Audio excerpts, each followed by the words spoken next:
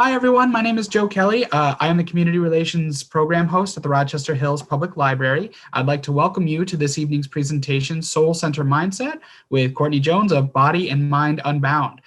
Courtney will show us how to rewire old habits and learn why resolutions rarely work and make positive, impactful changes in your life. Before we get started, I'd like to say a quick thank you to the Friends of Rochester Hills Public Library for helping to make these programs possible through their many fundraising efforts. We greatly appreciate their support. We encourage you to register for our upcoming programs, including What Impact Does Elder Abuse Have on You, which will be co-hosted by the Disability Network of Oakland and Macomb on this Thursday, February 11th at 7 p.m. You can register by visiting calendar.rhpl.org. This evening, all attendees will remain muted throughout the program, and you can feel free to ask questions through the chat, and we will, I'm sure they will be answered as they are relevant in the program. And the program itself will be recorded. It'll be available to view 1 week from tonight on our website and YouTube channel. And without further ado, I'd like to introduce our host for this evening, Courtney Jones. Please take it away, Courtney. Thank you, Joe. Hello, everybody. How is everybody doing on this wintry February evening? Everybody good? Thumbs up if you are. Yay, that's good to hear. All right, so a little bit about me. I am a yoga teacher as well as a life coach. And I love the idea of people making big changes in their life. And I help assist that.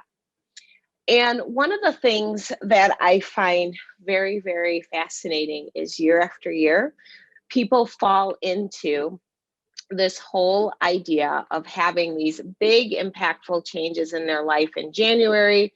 And typically by February, they have fallen off that path.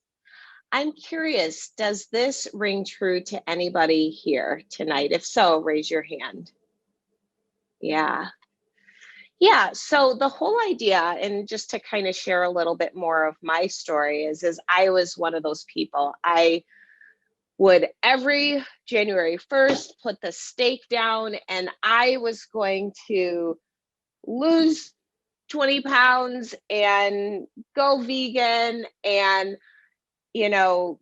quit watching too much TV. And I had like this whole plethora of things that I had decided, like a flip of a switch, was going to change moving from December 31st to January 1st.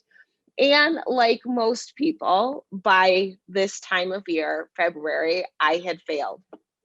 And it almost became an annual ritual. And statistically speaking, 80% of people have fallen off their goal or their resolution by this time of year. So if that is you, I want to tell you, you are not alone. I share the story for that purpose. That being said, you are here to learn how to shift that and change that, and I want to help you do that.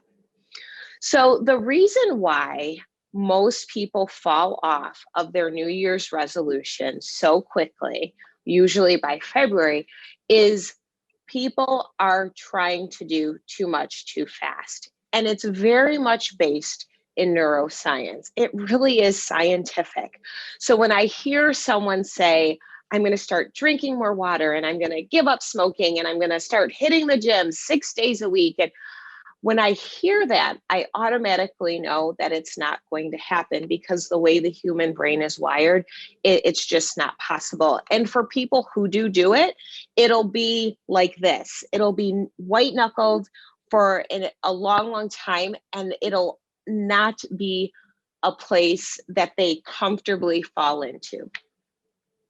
So neuroscience-wise, our brains are very much wired to make change in a slow, methodical way or method. So that's what I want to discuss with you this evening. So go ahead and put in the chat box, what are some of the things that you are currently trying to shift or change for yourself? And I want to help you do that. And I'm going to start talking about the method and how to get there. I don't know. For me, starting a business. So Patricia, can you elaborate on that? What does that mean? Starting a business. Have you tried to do it multiple times and it just doesn't happen?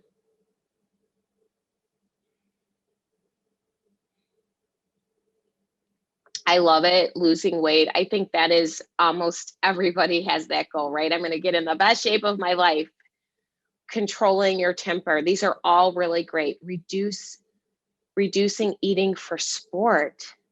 Procrastinating less with housework. All right, awesome. Awesome, good stuff. So the way that we start to alter and shift these patterns and behaviors is through mindfulness. So if there's anything that I want you to take from this evening's lecture, is that you will make these shifts and changes by being mindful. Everything that has been listed here, exercising more, sticking to a family goal, daily exercise, losing weight, making all of it happens when we become more mindful. So I want to take everybody on a real quick journey into mindfulness and what it feels like. So wherever you're at right now, feel free to just close your eyes. Don't worry, no one's going to be watching. And if you're uncomfortable, you can always turn off your video. And I want you to just take a deep breath in and let a deep breath go.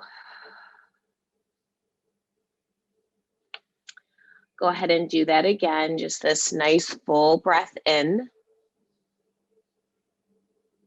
and this full breath out.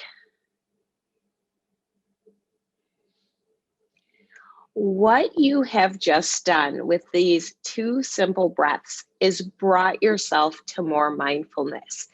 And that is the absolute path to setting your goals and to actually reaching them. So everybody gave some great goals that they're working on, but I really want to attack the goal of drinking more water, which came in from Alexa. So look what I have here. That was one of my long-term goals. Yes. So I was this person for years who would fill a mason jar of water at the beginning of the day. And at the end of the night, I would be trying to suck the rest of the mason jar down. And this would go on for forever and ever. And I would have this goal, I'm going to start drinking 100 ounces of water a day. And I was barely drinking 24 ounces of water a day.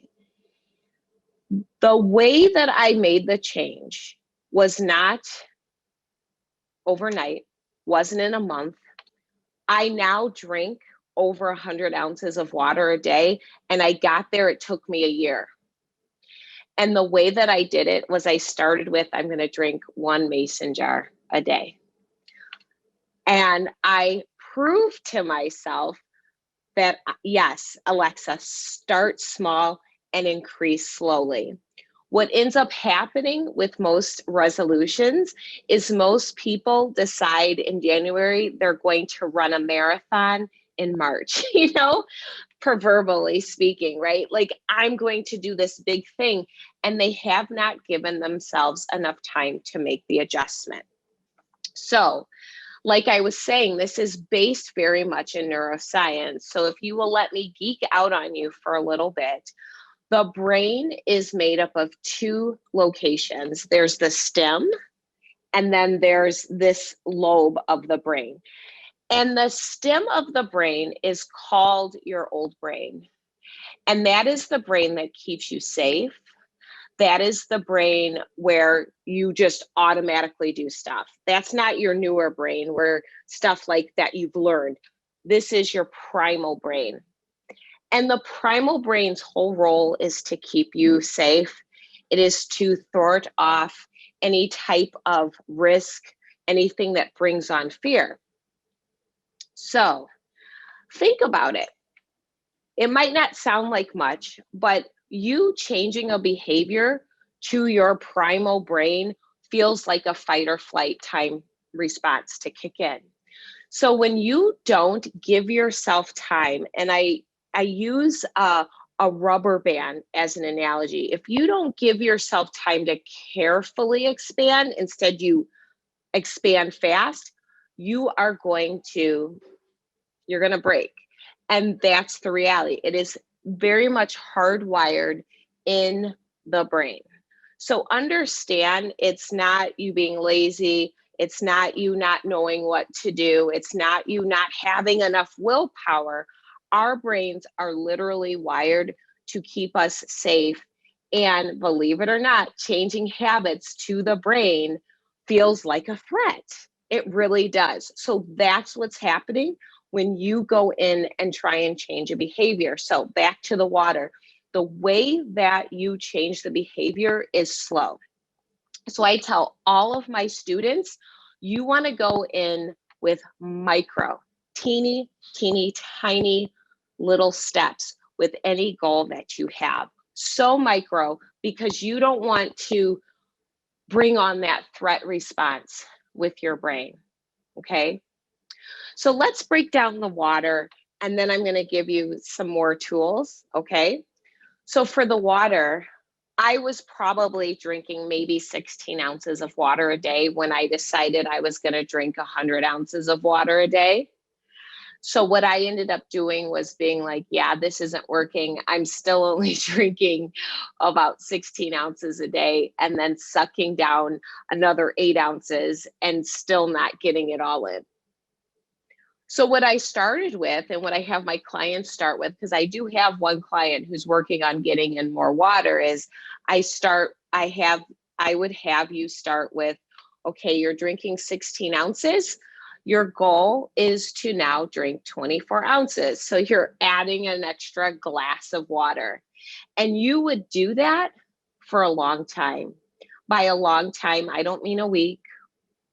I don't even mean a couple weeks. You are doing 8 ounces extra until it feels like routine. And there is this myth that it takes 21 days to make a habit. It is very much a myth. That is not true. Everybody is different, but most people it's longer than 21 days. At 21 days, things can feel good.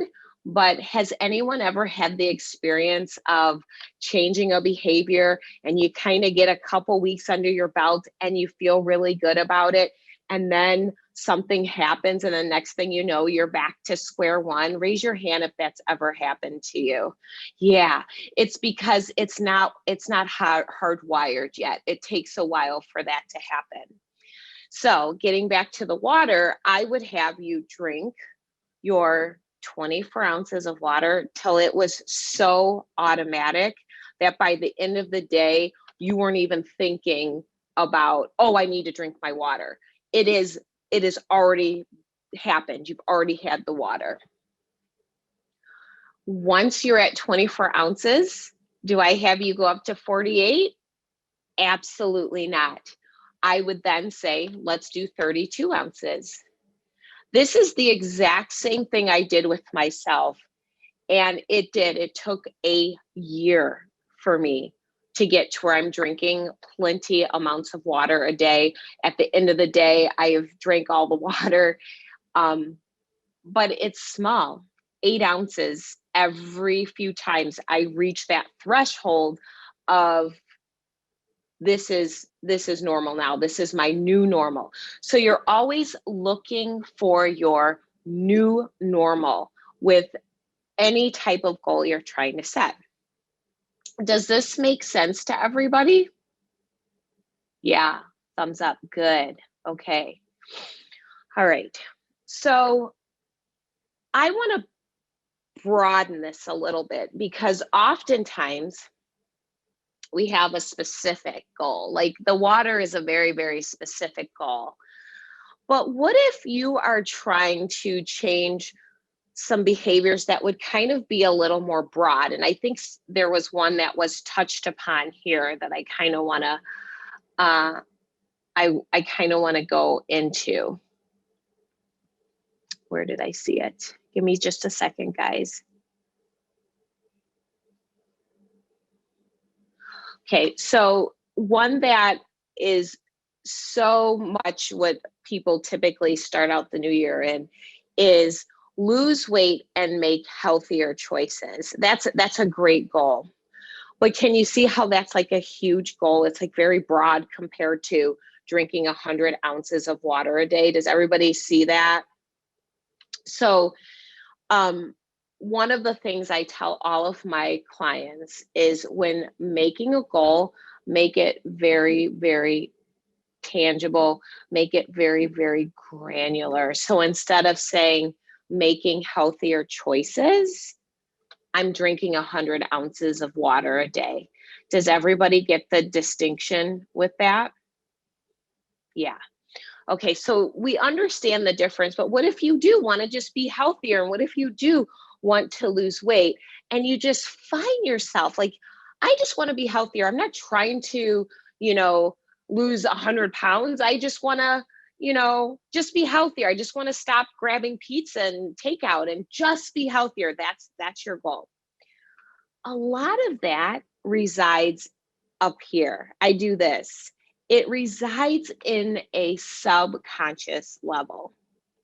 So goals are very granular and tangible and easy to change, but these bigger, broader concepts of how we want to show up, how we want to be in the world, those change by changing up here.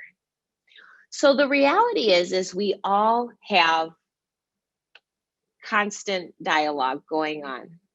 Raise your hand if you get what I'm saying. And if not, that's okay. It's okay if you don't get it, because I'm going to explain it. So have you ever been sitting quietly and you'll be like, this is a perfect example because someone said to stop snacking. You'll be like, I want some popcorn. But really you don't want popcorn. You're bored, or there's just this voice kind of navigating and telling you things. And then that voice will be like, yeah, maybe I shouldn't make popcorn. It's too much trouble. I don't know. I'm going to go grab some Twinkies. And, you have like this whole dialogue. Don't do that. That'll make you, feel sick to your stomach. It's late. Oh, maybe I should. Like you have like this whole dialogue coming in. And you're not speaking it out loud. It's happening in here. Does everyone follow what I'm saying? Yeah. That conversation, that is a conversation that you want to learn to, the only way to say it, detach from. Understand that it's just chatter. And oftentimes that chatter is based in a belief system that you have about yourself. Belief systems come from our background. So a 22-year-old female who grew up in a city is going to have a different belief system than, say, a 72-year-old male who grew up out in the country, because your experiences are completely different. Does that make sense? Okay. So when you think about it, you're constantly being guided by, and from now on, I'll call it your filter. Do you get what I'm saying? Your filter. So that filter is always running. The most powerful thing you can do when looking to change your life is to learn how to disengage from that filter. You might be asking, how do you do that?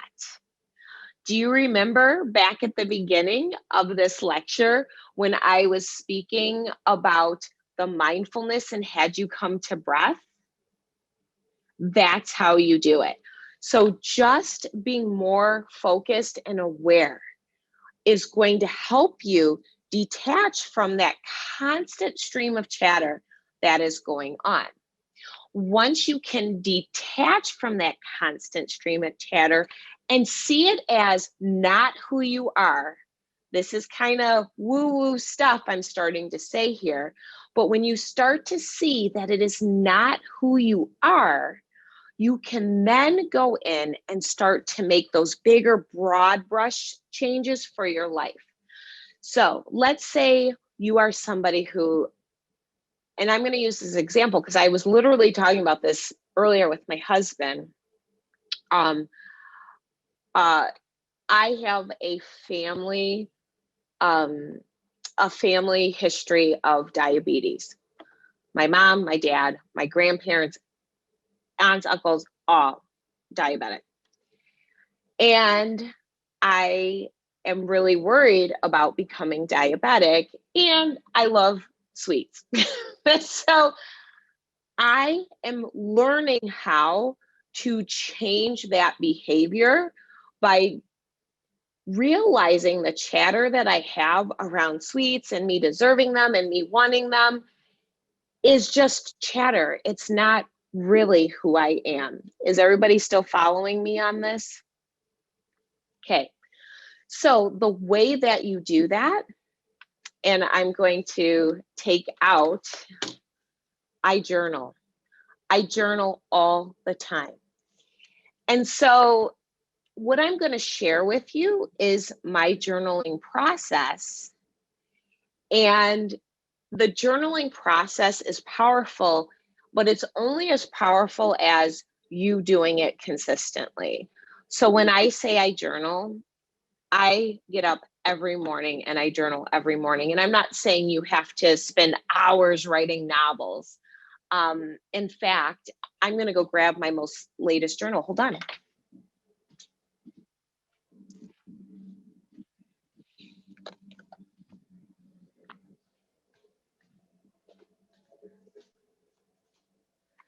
So you could see, I journal every day, and it's usually a 2-pager. I can whip that out in under 15 minutes. But this is what I'm doing in my journal. And if you are somebody who likes to take notes, this would be the time to get your pen and paper out. But if you're the person who's can kind of keep everything up here, just listen up. So there are four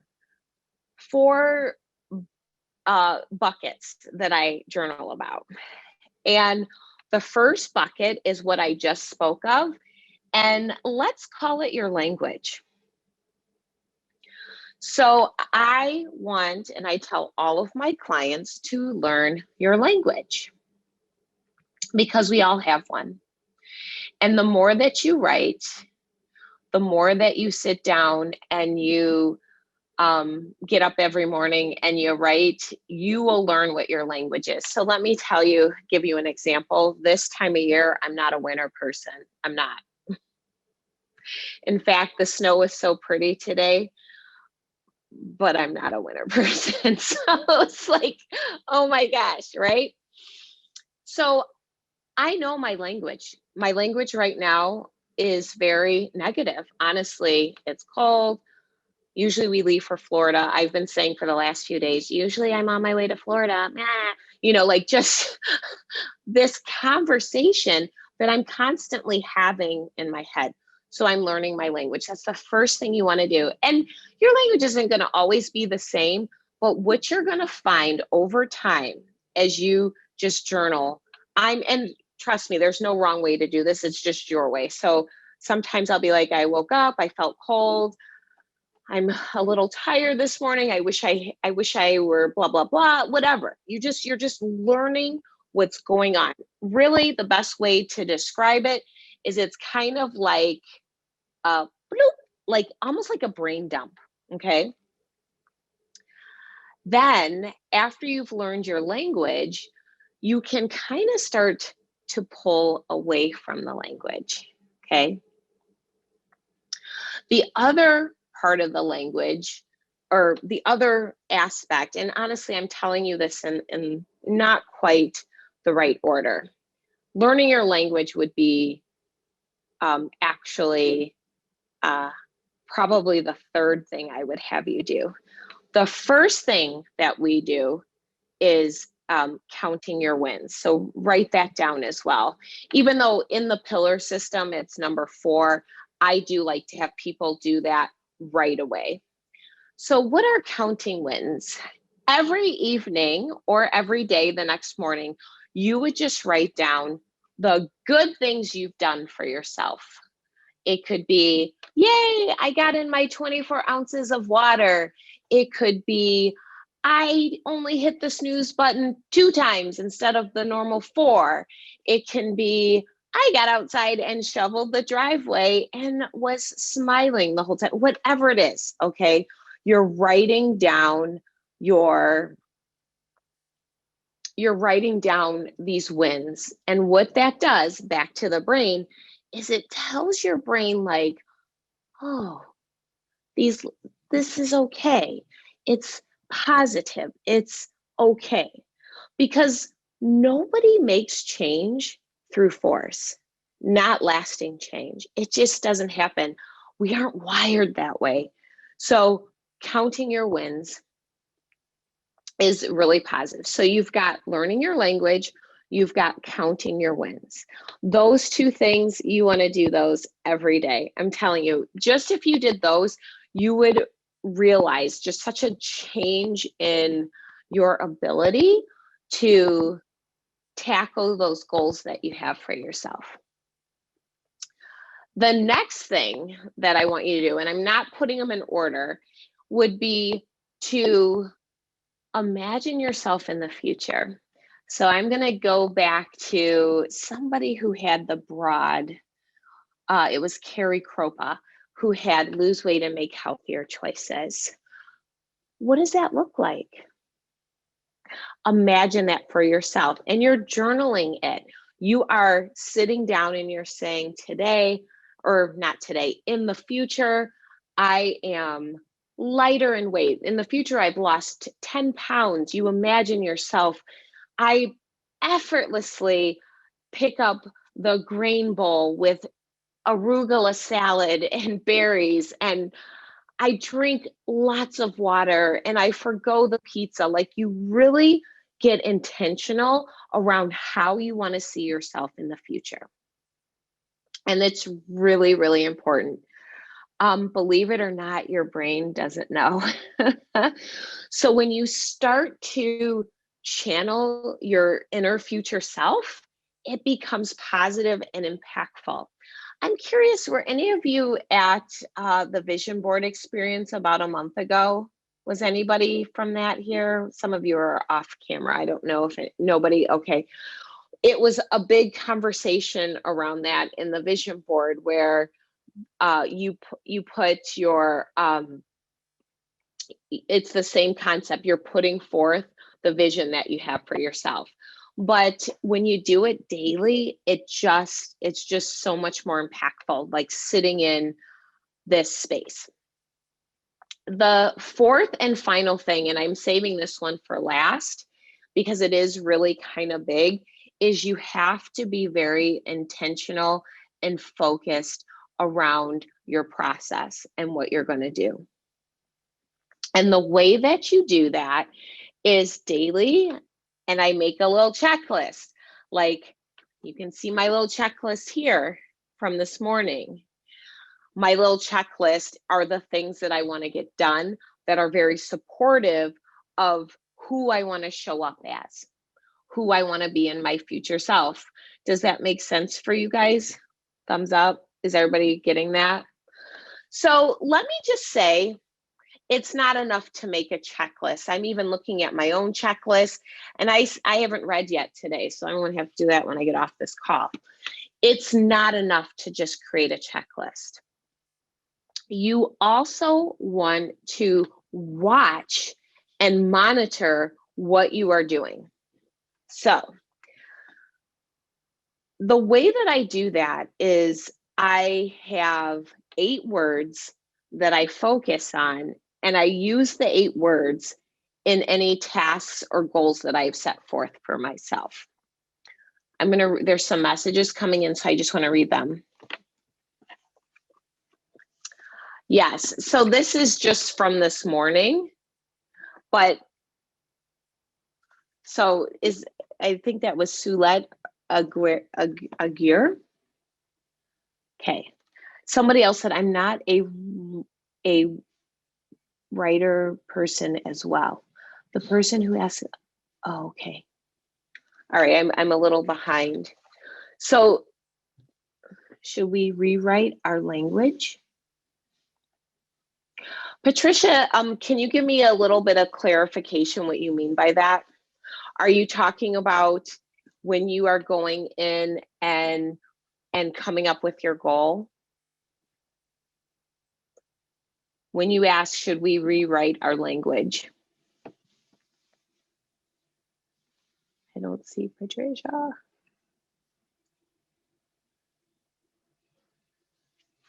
Oh, Patricia, there you are. There you are. Should we rewrite our language?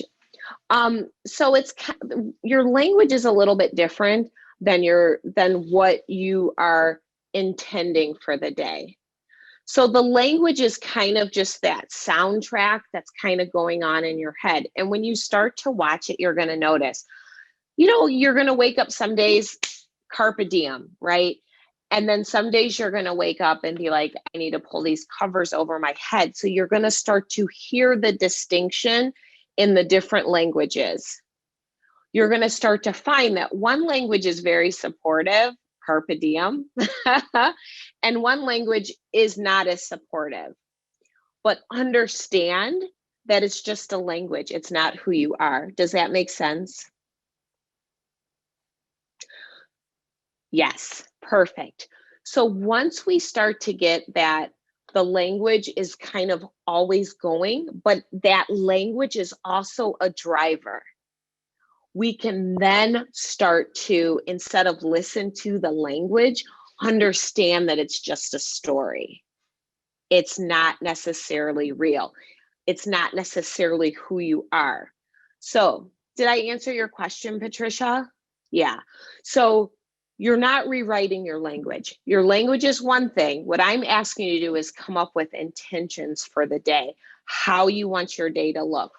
Sometimes I do checklists. Today I did a checklist because I'm not going to lie, it's winter and I tend to hibernate this time of year. So I have found my language hasn't been so supportive. I need something that is more directed.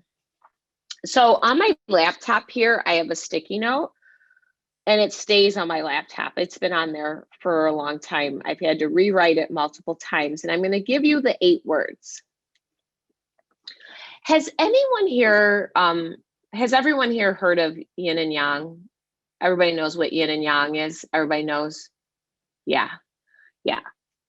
So these 8 words are based in yin and yang. Okay.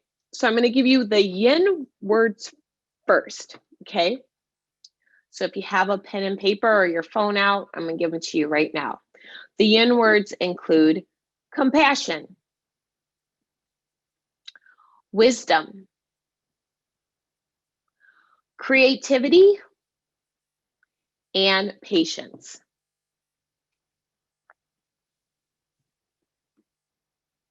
I'll read it again. Compassion, wisdom, creativity, and patience. The yang words are courage, assertive, direction, and action. Okay, so if you are familiar with yin and yang, you're probably familiar with the symbol, and what it is like it's circular in fashion, and then half the circle, which has almost got a little wave to it, is white, and then the other half is black, and then within each half there's a circle of its opposite color. Does everybody know what I'm talking about? So think of that list as the same thing, because the yin and yang symbol basically demonstrates how you need both to be balanced. Is everybody with me? Okay. So we've gone through learning your language. We've gone through imagining your future self, basically. And here's my vision board that I did last month. I basically try to live this every day. That's kind of what my future self is. I tell myself these things that I've put in my vision board every morning.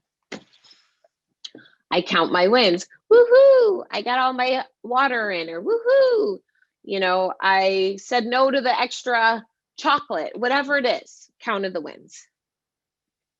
But the balance comes in that fourth concept, which is having your intention. And so my intention or your intention is going to be based upon what kind of goals you have for yourself. And you find them balanced through those 8 words that I just gave you. So let's say you have a goal, and I'm going back to the goal that was get healthier, lose weight, that goal. I would ask, are you doing those 8 things in the scope of that? Not just the scope of that, but really the scope of your whole life. When you start looking at those 8 words and you're able to, and I'm telling you, when I get kind of in a space from like, woo, I really need to shift some of my energy, I pull those 8 words out, and I will for a few days put little check marks to make sure that I've done them. So what does this look like in a day? I want to make sure I give you a great example. So this year for me, and I'm gonna pull it up in my vision board. I hope you guys can see. Do you guys see these 4 words? Does everybody see them? Yeah. So these words for me are alignment, self-care, creation, and health. I was really burning the candle at both ends. And for 2021, I had this strong vision for myself to be very much aligned to self-care. So these words come into play on a daily basis in that they are important for me to note. So I look, did I have compassion for myself? Yeah. Did I express some wisdom today? Yeah, look I'm talking to you guys. I'm feeling good about this conversation. Yeah. Was I creative? Yes. I am on social media, and I created some social media posts that I'm really pretty excited about. Was I patient? Yeah, for sure. Because I have a little cabin fever, and I'm calming that within myself. So absolutely. Also, I'm having to look at the yang qualities. So the one that's always big for me this time of year is action. And did I have action today? Guys, I walked on the trail today in 18-degree weather because I knew I needed to get out because the sun was shining. Was I in a place of direction? Absolutely. I got on my boots, got on my winter coat, scarf, hat, mittens, all of it, and walked through the snow for about an hour. Was I assertive? Some of the words don't always come into play, and you'll kind of know, I often need to be assertive with myself when I need to get out of my tendency this time of year to not want to move or do. So yeah, I was assertive. And of course, courage. Having the courage to try something a little different, because I don't always want to bundle up and go out in the cold. So my point is that those 8 words are always kind of at the forefront when I look at them and how they are going to impact my day-to-day life. And as you know, it's day-to-day that makes up life. It really is. So if you find yourself in kind of a low spot, and does everybody know what I mean by that? A low spot where, let's say you're not getting out of the house, and I should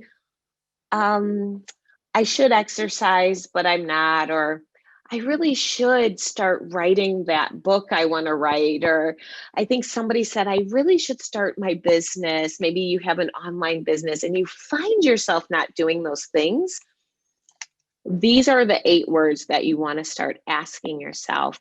Can I put a check mark by it? Does that make sense to everybody? Yeah, good. I like that. So I'm going to check and see if okay, so no more new questions. So I want to do a quick recap of what I've talked about. And then I want you to ask me questions because, I can kind of help you troubleshoot if you are having a particularly hard time changing a behavior or pattern. But through this recap, I've given you all the tools. Okay, so here goes the recap. We started out with talking about the neuroscience behind why big goals changing over the course of short periods of time do not work. And it's very much based in that old brain saying, I'm not doing that. That feels too uncomfortable and scary. And guess what? Our brain does not know the difference between losing 50 pounds in 3 months and a saber-toothed tiger. It just doesn't. It just knows that it doesn't feel right. This is too extreme, okay? Then we talked about that mental chatter, and it's always there. And the key in changing that mental chatter is first recognizing it's just chatter.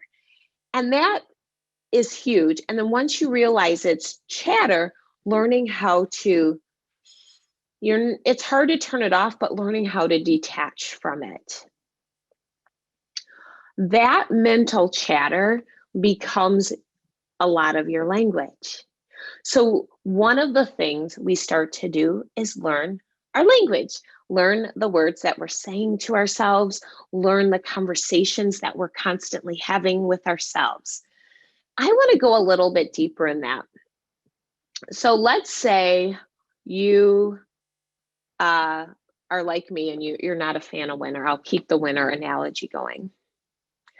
I went on a walk today with my husband. We were gone for about 50 minutes and we were on trails. So it was like rugged, kind of snowy, crunch, crunch, crunch. And the whole time I was like, oh, I was like in my head, oh, it's so cold out here. And I was making the walk more miserable than it really needed to be. We got to a point on the trail where we were by water and I took a video, and I'm going to pull up the video.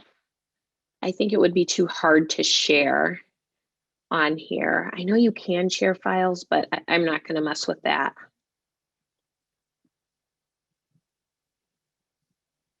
So guys, this was the first picture. Can you guys see that I took on the trail? And I was like, all right, it is pretty. Like that was my attitude. All right, I guess it's okay. But up until that point, the whole time I was miserable. I'm cold. I'm telling myself I'm cold. Okay, I will answer that, Michelle. Sorry, guys. And then, and this is a video, and I'm gonna play it. It's like you could hear the birds tweeting and the water, and it was breathtaking. Even for my don't like winter self, it was breathtaking. And then suddenly the walk changed, right? I had made it out to be because of my mental thoughts, my mental chatter. I am someone who was a kid and never liked winter. I never liked winter. So I have a belief that winter is awful. That was the conversation that started on my walk. But the shift happened when I was able to get mindful and present, shooting those pictures and actually absorbing the beauty of winter. Do you see how my thoughts are not real? Winter is beautiful. My thoughts had me feeling or creating a story otherwise. So Michelle, to answer your question, you said you realize that your mental chatter isn't you. That confuses me because I think if your thoughts are not you, what is? Well, that's a deep question right there. And I love deep questions, but Joe, I don't know. We don't have that much time, do we? You really are not your thoughts. We can answer a couple of deep your thoughts. So you really are not your thoughts. Your thoughts, again, are what come about from your belief system, your culture, your family, your elders. I just did a video. Yes, mindfulness is very powerful, but you truly are not your thoughts.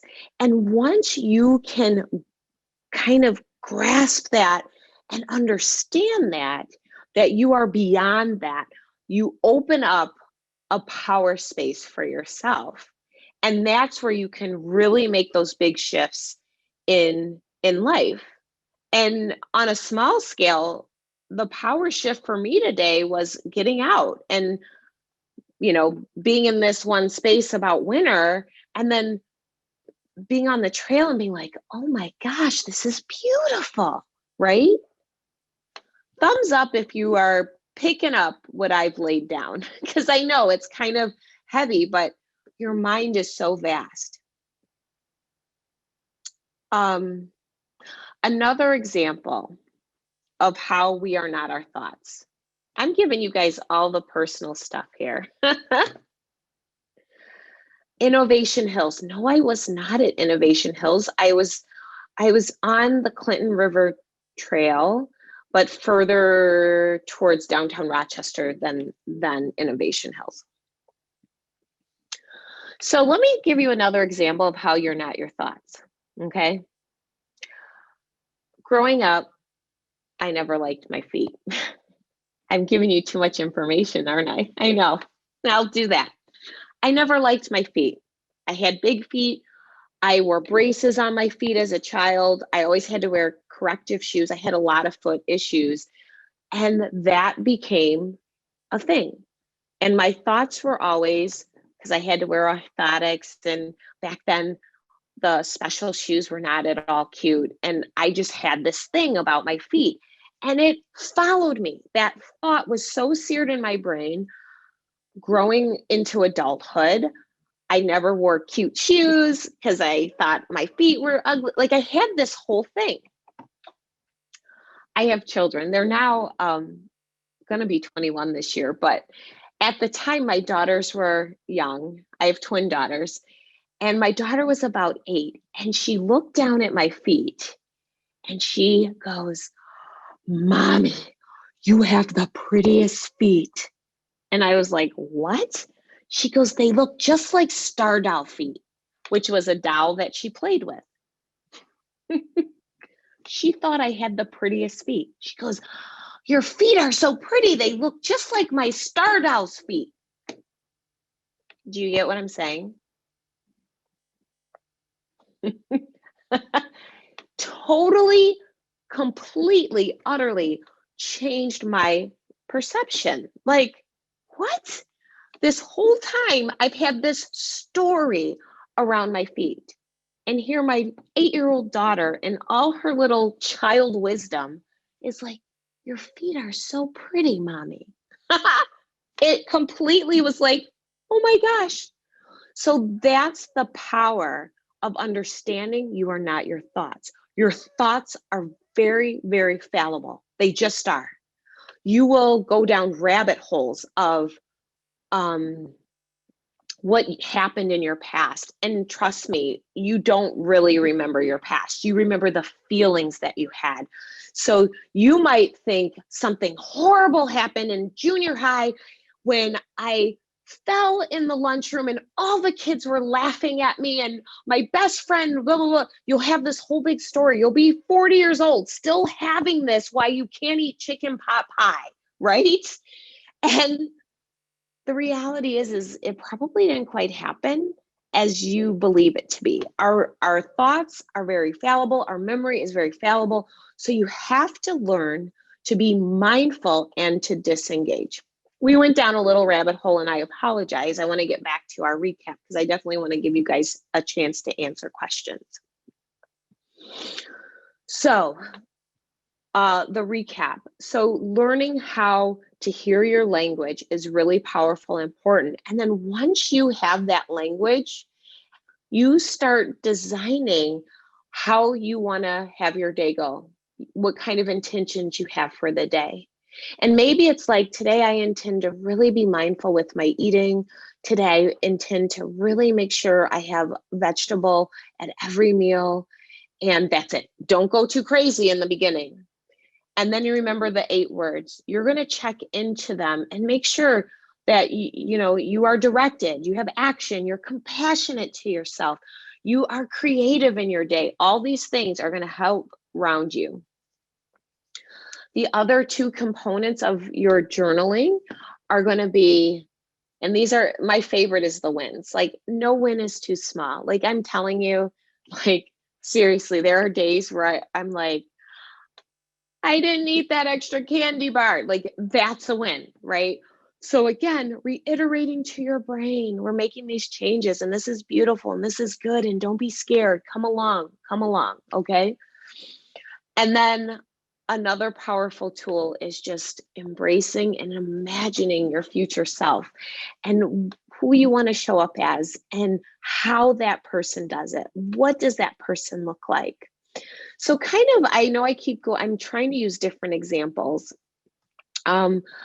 The person who wants to start a business, I can't remember, that was way up in the comments.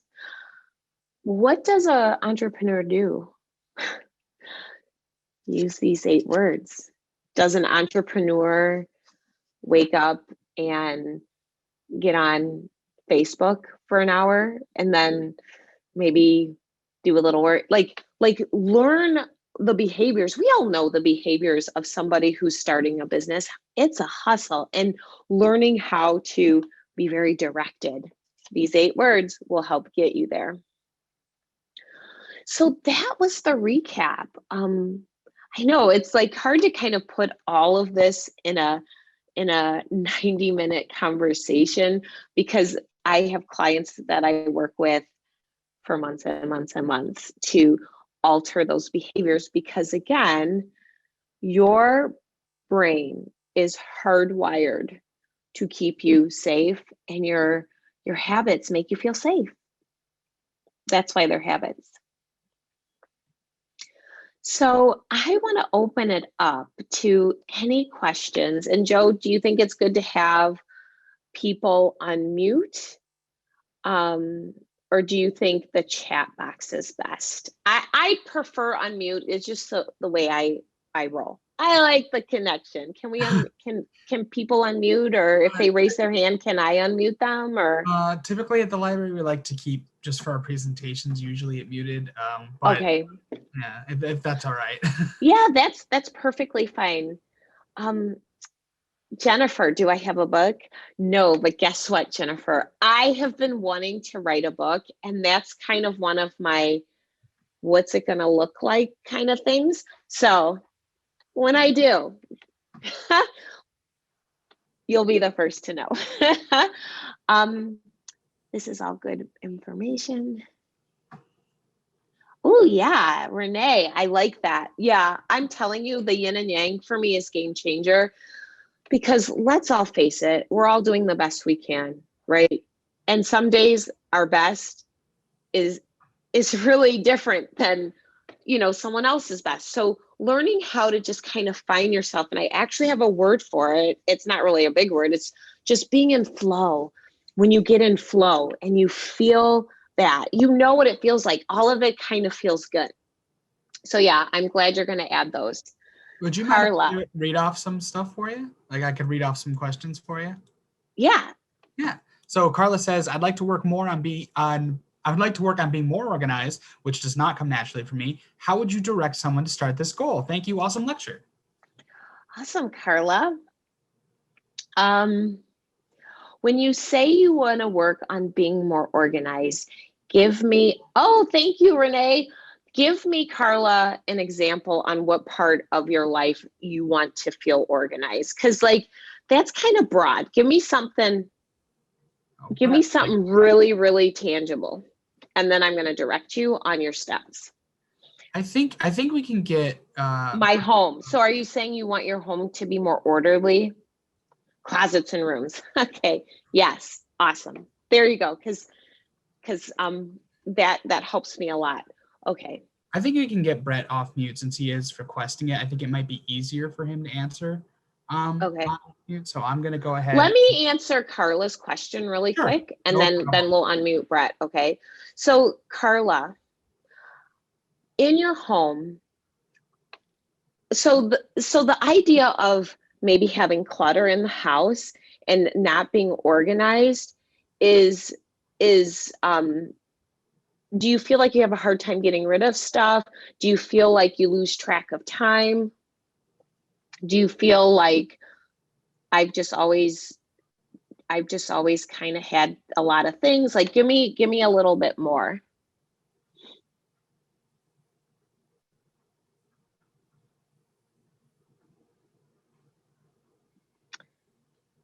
Is Carla, are you still there if you want to type that in?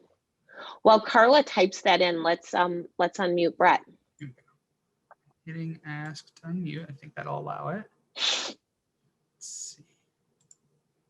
Hey. Oh, there he is. Hi, Brett. Hey. Hi, Brett. How are you? Good. How are you? I'm good. Yeah, I've been getting out of the apartment a lot because I have a job at TJ Maxx for for all 5 days, and I really like it a lot. Awesome. They always give me different jobs. Yeah, that's nice. Do you feel like you get a good variety with your different jobs? I do. Yeah, that's a great share. Thank you for sharing that, Brett. And it goes really well with what Glenn just put in the text box. I'm so glad you asked that because I didn't even touch upon this, and that probably should have been part of what I touched upon. How should we handle pandemic fatigue? So that is a huge thing, and it's actually becoming a mental health crisis for people, where people are just feeling very stir crazy, lethargic, and uncertainty is stressful. People feel the stress of the current situation. So the way that I suggest dealing with the pandemic fatigue is making sure you are very much on the yang side. What I have found with my clients, especially in the yin realm, is that, thank you, Chris. What I have found in the pandemic is people are kind of more yin over yin. Over yin is like you have a hard time doing things. You don't want to get going. You have intentions, but they don't happen. And when I have clients who are kind of in that space, I encourage them to really look at the 4 yang qualities and take action. So that's taking action, having direction, being assertive, and having that courage.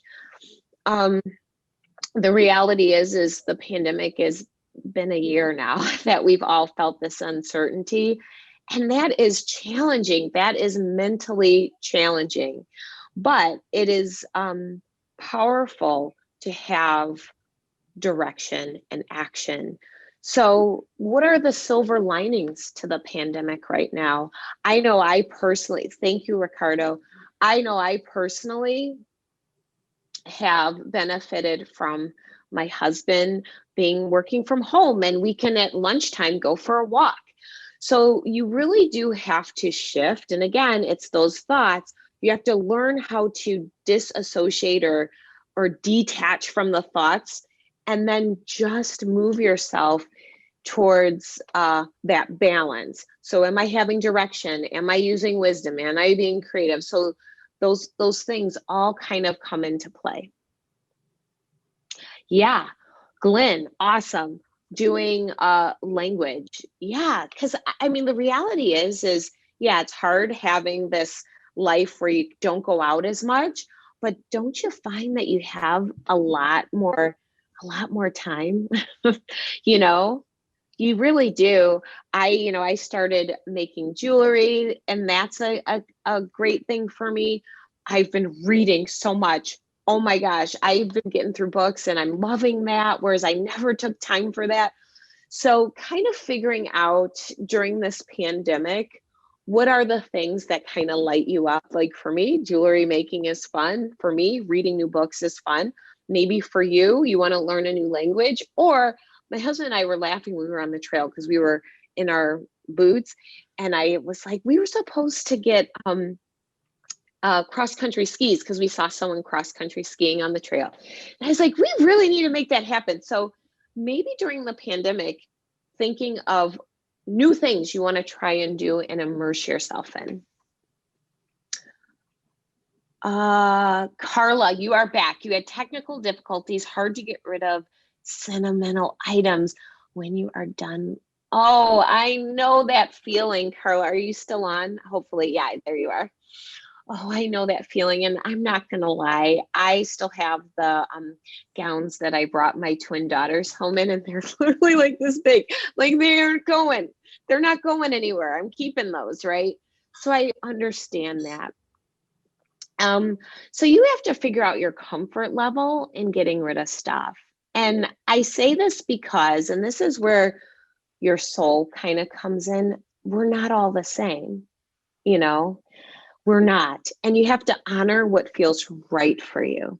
So just because, let's say, you have friends who have garage sales and their children's artwork and anything and everything just goes and they have no attachment to it, doesn't mean necessarily you're wired that way. I know for me, I still have some of my 21-year-old daughter's things, their little gowns. I have little handprint things that they made. I have little pottery things that they made, because I do have some sentimental value to it. So first, decide, what feels right for you.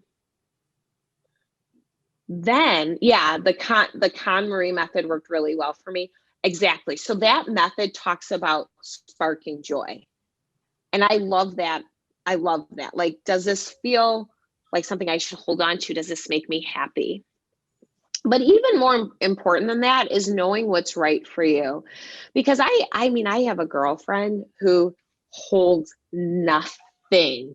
You walk in her house and there's nothing on the walls. She's very much a minimalist. There's nothing, I mean, like one bowl, like that is her way. And, that's not my way. And so kind of also honoring what's right for you. But to your question, because I definitely want to answer it, is one, figuring out to what degree you want to purge. And then two, tackling it slowly. So don't go in and throw out everything. Go slowly and be consistent, and understand that it takes time to make big overhauls and changes. I personally have a goal right now because my closet's a little too full. And so I literally went in there yesterday and just pulled off the hangers, the things that I didn't want, fold them up, they're going to Goodwill. And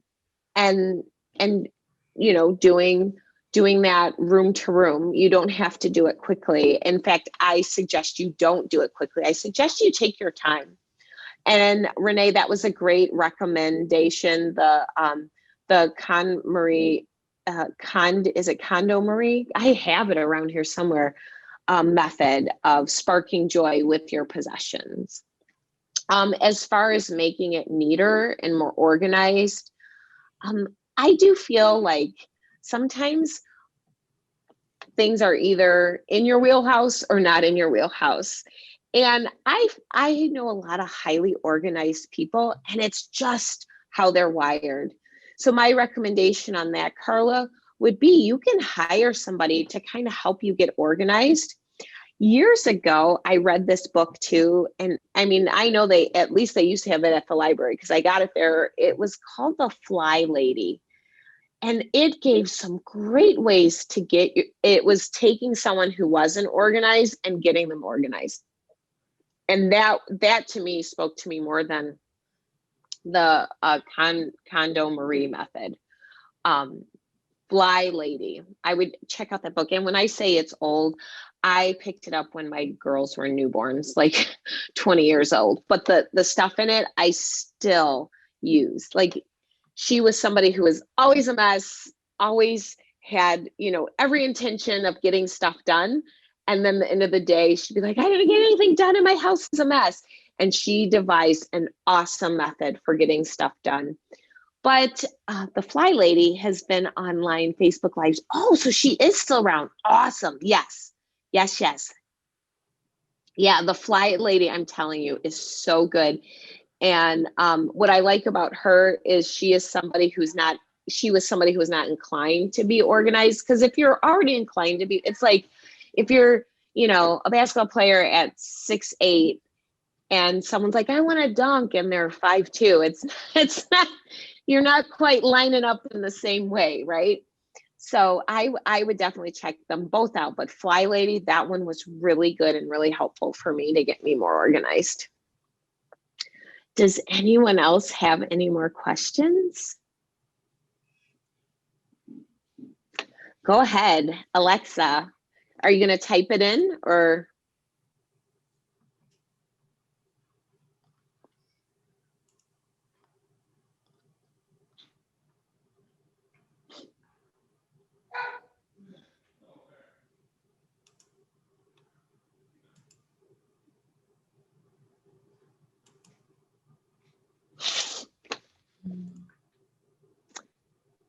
Are you unmuting, Joe?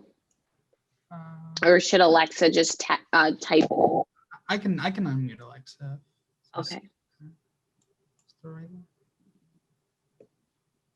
Right person.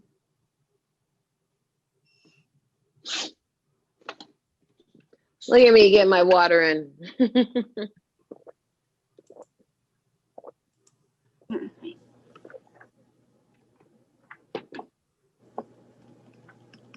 I think you just muted my. I think you unmuted my fiance. Oh, that's okay. I'm sorry. I thought that was Alexa. Yeah, that's my fiance. Okay. Aw. Hello. Hello. What's your question, Alexa? I'm Spartan, by the way. Oh, okay. Apologies. Let's see. Is there anyone else who did have a question? But I do have a question though. Go ahead. I just want to ask, instead of watching TV, should I start like reading or something? Should you start what? Like reading or go for a walk or something? Say reading or walking instead of like television. Yeah, I mean, it's really what you have for yourself. Is that something you have for yourself? Like, there's no problem in watching TV if you get enjoyment out of that. You have to carve out the life you want for yourself. So if watching, like for me, I am a mystery buff. Okay. So put a mystery on and I am all in for the count. Right. And I won't change that about myself because I enjoy mysteries. I was a kid watching Angela Lansbury and Murder, She Wrote. So I'm not, so, deciding, Alexa, what it is that you want for yourself. And then like, oh, I want to read more, or, oh, I want to go for walks 3 times a week. So let's break that down. Let's say, I want to start walking more because it's good for my health and I want to start getting more steps in. say 3 times a week, you're just going to take a walk around the block and start doing that. Okay. Yeah. Thank you. You're welcome. So I don't want to forget to mention, if you guys like a lot of the stuff, I do tutorials all the time on my Instagram. Is anyone on Instagram here? Anybody? So you can find me on Instagram, and my Instagram handle is I'll type it so everybody can see it. That'll be better.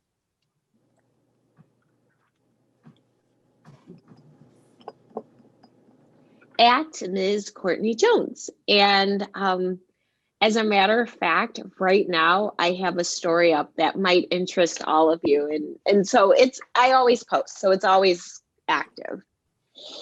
I did want to ask a question, because you mentioned one great way to kind of get out of like your mind's conversation and be a little more active and mindful is to start journaling. And I know I myself, like a lot of other people, when I have like a blank journal, I feel this kind of like, there's this weird kind of pressure, you know, like I don't know how to get started. What do you think, or what did you find maybe when you were starting was a good way to like really help you get started when you're just kind of like looking at what feels like kind of like a really intimidating blank page, like oh yeah, or something like that? Yeah, I totally understand that. And so I think the intimidation factor comes when people feel like this journal has to have some grand purpose. Am I right? Yeah, a little bit. like, oh my gosh, someone's going to read this and it has to be really, you know, like you're putting this pressure, like thinking that this has to be the greatest ever written. And so I don't do that. I literally I should read some of my first pages, because I really just write, Monday, I'm glad I have a new week. Like, that's not profound, you know?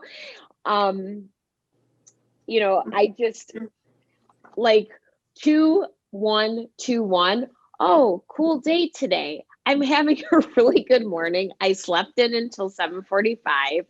Like, that's not profound. I'm literally writing my language, what's going on in my head. Right. So that takes the whole, I've got to be Shakespeare. I've got to write some type of great prose. No, just write. That's a great start. Yeah. Any other questions from anyone? All right. The artist, is this something like The Artist's Way, quote, morning pages? I'm not familiar with I think I've seen that book, but I'm not familiar with it. Like, I've seen it, but I'm not familiar. But I will say most creative people or anything in the creation realm are going to drop into, journaling, creating. It just gets it going. What method do you use? This is from Michelle, and the last is from Mary, but Michelle says, what method do you use when something happens in your day that's off-putting and gets you off track with your mindset? Yeah, that's a really good question. So we're all human, and when things kind of happen, I give myself space, in all honesty. And really, really quick story. Last fall, my mom unexpectedly passed away. And that was very much a day. It wasn't just a day, it was a season of just feeling really down. And when something like that big, or maybe not even that big, just in a day happens where you are just not feeling it, my recommendation is giving yourself the space to just be. In our culture, everyone's go, go, go, go, hustle, hustle, man up, you got to be tough. You got to push through, hustle, grind. Like those are the words that come to mind. And I am not a fan of that. I'm actually the opposite of that. I think sometimes you just have to give yourself space and time, especially when negativity arises or when bad things happen. Let's face it, this life happens. Life happens. You get bad news. You know, your car breaks down, your dog dies. I mean, like, things happen. So learning how to process that, and the healthiest way to process it is give yourself the space and time. You're on a lens. What I can see. All right. Well, everyone, thank you so much. I hope you will follow me on Instagram. And thank you, Joe. You're welcome. Yeah. Thank All you all right. for joining us tonight. Yeah, bye. All right. Bye, everyone. All right. We hope you'll join us soon. Have a good night. Thank you for joining All us. right. Good night. Bye. Bye-bye.